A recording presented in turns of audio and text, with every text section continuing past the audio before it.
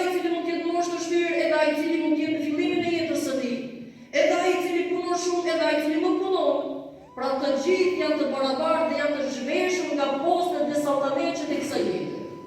Dhe xhamia nuk mëson këtë pse? Sepse në parim neve kreti jemi krijesa të Zotit të xhelal.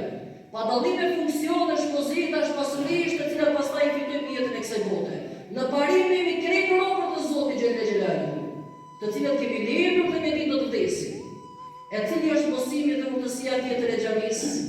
Në xhami natyra e saj është që mësohet më së paku atë çka dëshiron për vete, t'ja dëshirosh vëllaut tënd. Natyra e xhamisë është kjo. Atë që e dëshiron për veten tënde, t'ja dëshirosh dhe vëllaut tënd. E që pejgamberi sallallahu alaihi wasallam çka na porosit?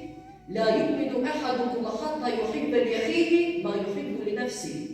Nuk është besimtar te Allahu i madhëruar ai i cili ato që dëshiron për vete, nuk ja dëshiron te vëllaut të tij. Nuk është besimtar te Zoti.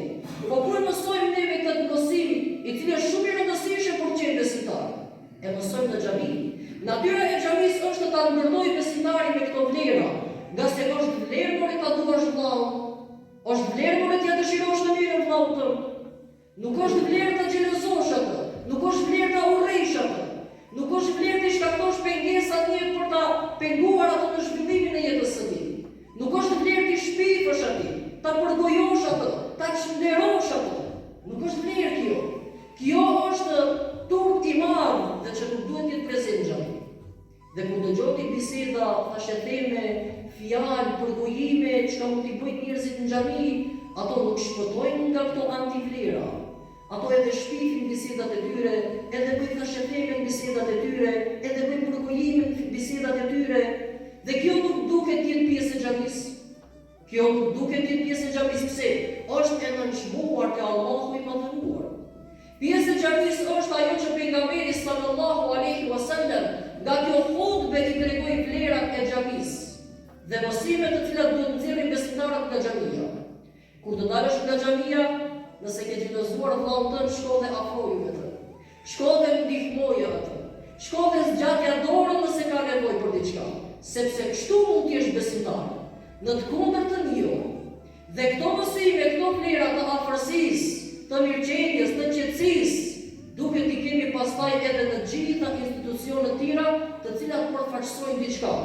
Sepse serioziteti i një institucioni, serioziteti i një objekti, po e marrim shembull xhamin. Mos pritni seriozitet nga xhamia nëse ne nuk jemi serioz brenda saj. Mos pritni seriozitet nga shkolla nëse ato që janë në shkollë nuk janë serioz brenda saj. Mos pritni seriozitet nga spitali nëse ato që janë brenda saj nuk janë serioz. Pra serioziteti i një institucioni mbaret nga serioziteti jon që kemi brenda atij institucioni. Dhe në këtë rast në xhamia, serioziteti i xhamisë mbaret nga serioziteti jon që kemi brenda saj. Nëse ne e shikojmë xhamin thjesht si një shtëpi si gjithë të tjerat, ku në të mund bisedosh çka duash, ku në të mund qëndrosh si duash, ku në të mund të bësh gjëra që dëshiron, ku në të mund të flasësh gjëra që të vinë mendje, ku në të mund të bësh shaka e humor, mos prit që njëse prej aty të dalë serioziteti. Ajo do të bëhet një shtëpi ku prej saj do të dalë humori, një shtëpi ku prej saj fjalat e thënë në të hiç vlerë nuk do të kenë në shoqëri. Ama nëse ne jemi serioz, kemi qëndrim brenda në xhami, respektojmë rregullat dhe ruajmë rendin me çdo kush brenda në xhami, pastaj dhe fjala jote që ne e themi, kur të dalim jashtë do të ketë peshën dhe